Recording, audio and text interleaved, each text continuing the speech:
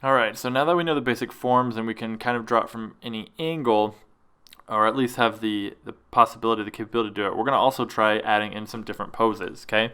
Now, when you're working with something organic or that can move like an animal, you got to keep in mind what the solid structures are underneath and what the soft structures are, right? Because overall, the shape of the rat is more of a circular sort of oval shapes, right? However, when we think about what's underneath, we have to think about the skeleton, right? Because all those soft shapes like the fat and the fur and the skin, that can all move and smush and change shape. But the things that won't change are going to be the hard skeletal bone structures underneath. We got to keep that in mind, right? When the rat is moving around, the rib cage is going to stay the same size and the same shape, and the hips are going to stay the same size and the same shape, but all the parts in between, all the fat, all the fur, that can bunch up and change, right? So we got to try and keep that in mind. So let's say we want to draw the rat. This time he's on all fours, and we want to draw it from behind, right? So we know that we're going to have his rib cage, right? But since it's facing away from us, it's going to be a little bit more of a circle because we're looking at it from the end on, right? And then his back part, right, which is going to be up here, we're going to have his leg about here on both sides, which is going to create his back side, okay? And then in the front, oh, and also his tail is going to come down, okay? And then in the front, we have where his head will be, right? And his head is this sphere shape, right? We know the shape of that already. We've gone over that. And then we have on his face and then his ears, okay? I'm going to flatten out his head a little more. Give it a little bit more of a rat shape, okay? And let's get his tail a little thinner. And then since his head is a little bit further back in perspective, I'm actually just going to take that whole part and shrink it down a little bit so that it feels like it's farther away from us, okay? All right, so we have that. We have the nose, okay? Now, what I recommend too is practice by looking at reference to kind of get down the fur patterns, right? You want to focus on the direction of the fur and treat them like they're big, large shapes, right? And really focus on what direction the clumps of fur are going as if they're large individual masses instead of individual strands, okay? So from this pose, we actually wouldn't really be able to end up being able to see really any of his legs, right? Maybe like a little bit right here, a little bit of one of his hands, and you know what, even then I don't think we'd be able to see it. It would just be covered up by his body, honestly, right? All of his feet are kind of tucked up underneath him, and that would account for most of it, right? So let's do his eyes, and his eyes are, let's make sure we get those in perspective because they're really going to be, they kind of face forward and up. And then we can move those around anywhere on his face that we need to, or make it bigger, which I think we need to do both of. Higher up, about there. Okay. Whoops. Get our pencil tool. And then this is looking a little bit too much like skin. And I want it to be more like fur. So I'm just going to add a little bit of fur in there. Okay, so that's a different pose. Let's do another pose, okay? Let's try another one. Let's do one where it's from the side view and he's kind of down, like he's on all fours, okay? So let's try that. We have, oops, I'm going to move this whole thing up here out of the way. Okay, so once again, we're going to have his torso. And already I could tell it needs to be a little bit squatter. It's better. So you have his torso, and then we're going to have his hips back here, and then his leg shapes. About like that. And then his tail over here. Legs are going to be like this. His little feet over here, and then his other feet over here.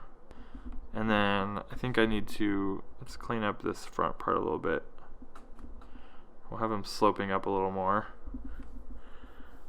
So and then his head is going to be coming out right here. So we have the circle, okay, and then that shape. Got the ear. So let's get the nose, the eye. Okay. Should probably do these whisker things too, maybe on him to kind of help sell the whole face part, but okay.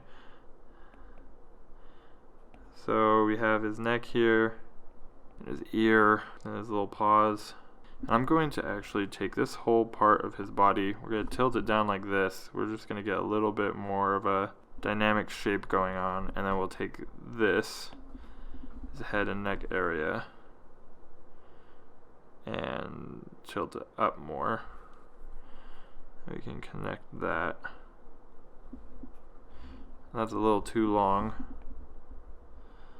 So let's go ahead and shorten that up. There we go. Perfect. So we have this, his leg is going to be kind of overlapping here, and then his arm, and then this leg back here. He'll be like on a rock or something. Put his other leg in there from the other side, and then his tail can come down here. Alright, and then we can go in, either make a new layer. We'll just clean up some of the structure lines with the eraser, and I'm going to add just a little bit more sort of fur feel here. Darken that eye or that ear a little bit. A little other ear over there on the other side. I'm really just mostly trying to focus on the direction that the fur is following more than I am on each individual sort of strand. All this fur up here on his back will kind of really lightly suggest. And then I think for this elbow it looks a little bit aggressive and a little big, so we're just going to kind of soften all of it up right there. There we go. That looks a little better. It's not quite so in your face. Alright, so there's that guy. Let's move him off, and we'll do one or two more. We'll see. Let's do one more and see where we're at. We have some spaces we can fill in here. Okay, let's say we have one where, let's think of a pose. What do we want to do? Maybe he's like, we could do one where he's almost looking up at us. Yeah, let's do one where he's like looking at us. I think I've seen a picture like this before, and I kind of have an idea in my head. So we're going to try it, okay? So we're going to start with the farthest most back part of his body, right? We're going to build this up in layers, okay? So start with his hips that are way back here, right? And he's going to have his leg shapes, okay? Then we have his rib cage. That's going to be facing us. And yeah, let's do the rib cage here. His feet will be coming out here. Okay, and then his arms be coming out and his hands here. Okay, we'll have this one come down a little farther. Okay, and then his head, which is basically going to be looking right at us. Okay, his ears here, then his little cute rat nose. And we need to move that whole entire, that whole entire thing needs to move down a little bit lower on his face. His little mousy rat eyes. Alright, so we got that. Then we can do his body here. His little paws. Okay.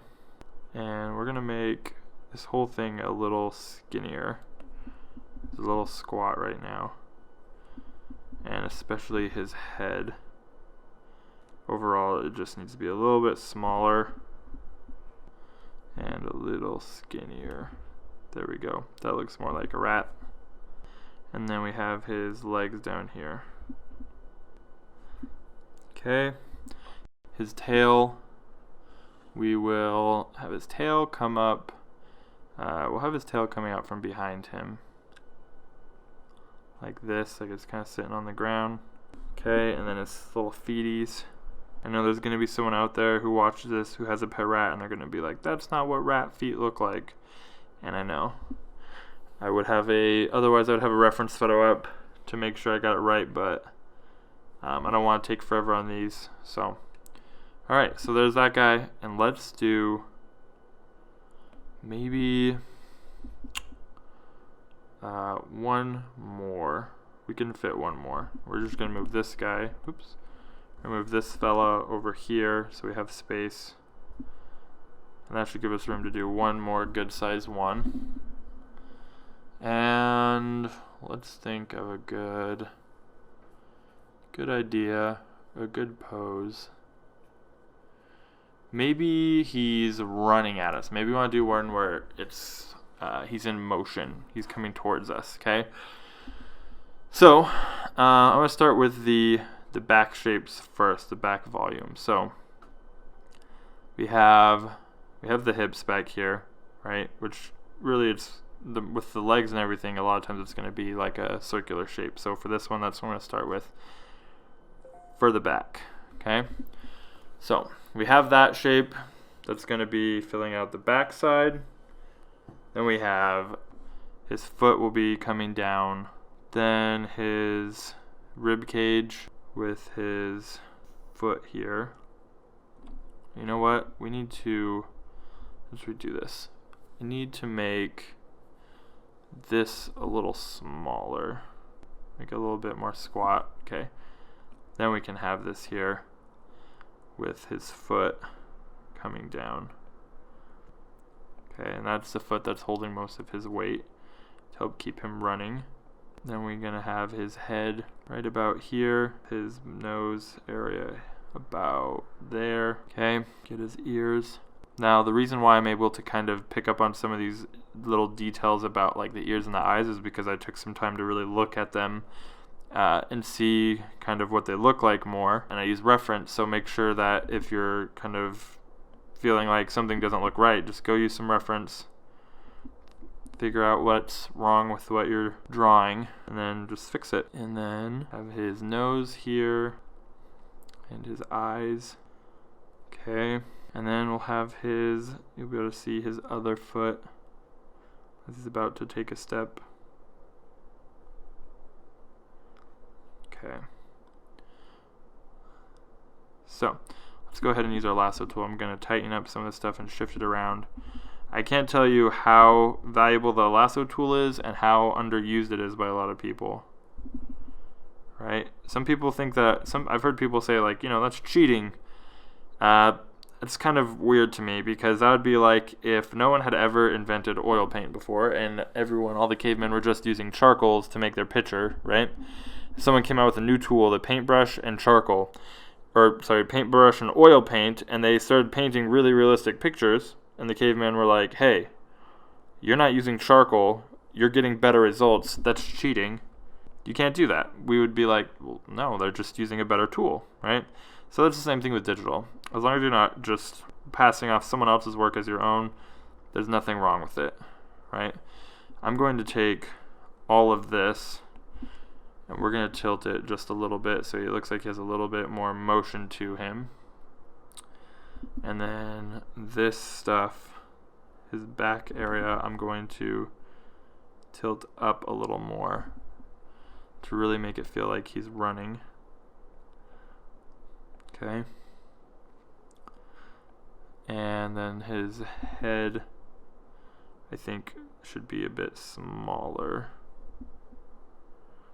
And then we can move all this up. Okay, so then this stuff I'm gonna have come. That's not right. Let's change that a little bit. We're gonna have this be moved out a little bit. And this, oops, I want the eraser. So that will give him that sort of running feel, and his tail can be up here. And let's clean that tail up. That got real messy there. Alright, so it's alright. It's not the best one, but that's why you practice. You keep practicing until you can really get the feel for it, get the dimensions and everything down just perfect. I think part of it is we need to move his ear to the side more. There we go. And then let's finish this other leg. And then his head still is a little big. We'll resize that one more time. Alright, so we'll call it good for this one. But yeah, so now we did, let's see here, we have 6 of them that we did, and they turned out pretty good. I'm just going to merge all these together and then rearrange it here so that we have it just evenly spaced so it'll look a little nicer. So your assignment now, you could pick whatever you want. Any object, any creature, you could do people, you could do a specific body part, right? Maybe you have a hard time with ears or noses, right? Whatever you want, it's up to you. But first, you need to break it down into its volumes, okay? So find a picture that has it in a good pose where you can see pretty much every part of its body. And you're going to start out by breaking it down into its basic volumes. You can trace over it, but then I want you to redraw a similar thing with just its just those volumes, okay? Then I want you to try drawing it from 2 different angles using those same volumes. And then I want you to try, after that, drawing it from 2 different poses, okay? Well, that's your assignment. That's the base assignment, right? That's just if you just want to kind of learn the concept. In the next lecture, though, I'll talk to you how if you really want to master something and really, really be good at it, what you can do to do that. So that is it for this lecture, and I will see you guys in the next one.